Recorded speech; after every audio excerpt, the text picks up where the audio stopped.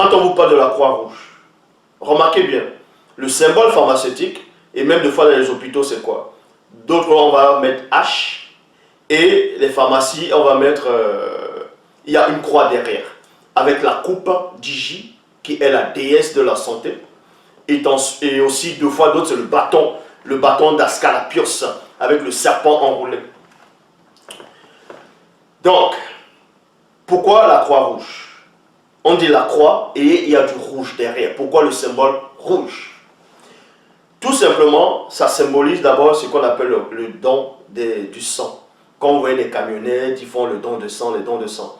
Les dons de sang, vous allez seulement croire que non, ils sont là pour soigner d'autres personnes, parce que ce sont des gens qui sont bienveillants, tout ça, ils pour soigner des gens. Le don de sang que vous voyez dans les hôpitaux, que vous voyez dans les sociétés, il y a des employés, on dit venez faire un don de sang, on va examiner le sang de telle personne.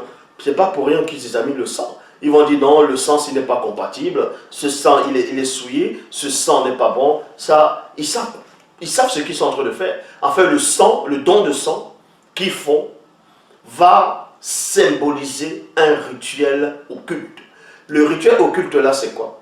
Ça représente le sang de la Gorgone que Athéna avait donné à Ascalapios pour pouvoir ressusciter les morts. C'est pour ça que quand quelqu'un lui manque vraiment de sang, il est presque en train de mourir, il est presque dans l'agonie, ils vont prendre le sang de d'autres personnes pour dire qu'ils sont en train de soigner. En fait, c'était une représentation symbolique du rituel que Ascalapios, par Athéna et la Gorgone, le sang de la Gorgone, est en train de faire pour ressusciter les morts. Donc, en gros, pour introduire les démons dans le corps des gens. Parce que le sang d'une personne est conscient. C'est pour ça que même dans les Bibles actuelles classiques, on vous parle de vous abstenir de sang.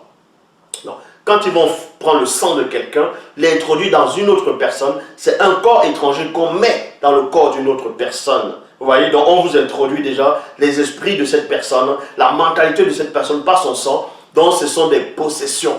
Maintenant, celui qui est fort spirituellement, c'est-à-dire celui qui est fort spirituellement, et que son esprit a adhéré au Verbe, et que son esprit a déjà adhéré au Verbe, et que l'initié en chef consacré donne la permission qu'on peut t'introduire un sang en toi, c'est parce qu'il sait que ton esprit, par le Verbe, va être au-dessus du sang qu'on va t'introduire. Est-ce que vous comprenez?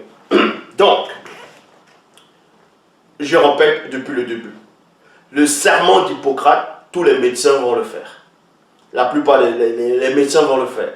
C'est un serment, c'est comme un président qui remplit ses fonctions. C'est-à-dire, on l'a élu pour être président, il y a un serment qu'il va faire. D'autres présidents, ils vont jurer sur la Bible. Et pourtant, il est dit dans la même Bible classique actuelle de ne jurer sur rien. Mais bon, c'est pour ça que les présidents font n'importe quoi, parce que déjà, les serments est basé sur la désobéissance, sur une forme de mensonge. Et de deux, que ce soit par rapport à l'armée, il y a des serments qu'ils vont faire, mais ici on parle plus de la médecine.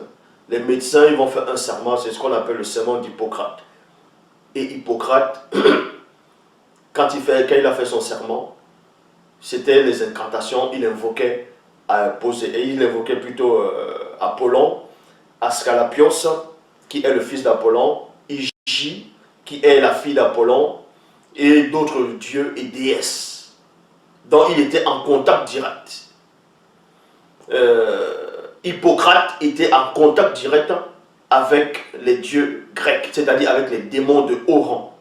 Et il savait ce que l'autre faisait. Parce que lui aussi il prenait les dons de sang, il prenait le sang, tout ça là. Donc il prenait le sang, et dans le sang, il y avait les esprits déjà, on va dire contaminés, il y avait des esprits, il introduisait ça dans le corps des autres patients, on vous dit on vous a soigné. C'est pour ça que quand vous voyez la plupart des gens, on fait les transfusions sanguines, ils vont prendre le sang de telle personne, même si on va dire le sang là il est propre, ils vont mettre dans le corps d'une autre personne, cette personne va changer de mentalité. Les choses qu'il ne tolérait pas, vous allez voir qu'il va commencer à tolérer. Parce que c'est les démons qui passent. C'est ça le but même du don du sang. C'est pour introduire des démons, introduire des esprits occultes dans des personnes, pour les éloigner de la loi spirituelle de la source.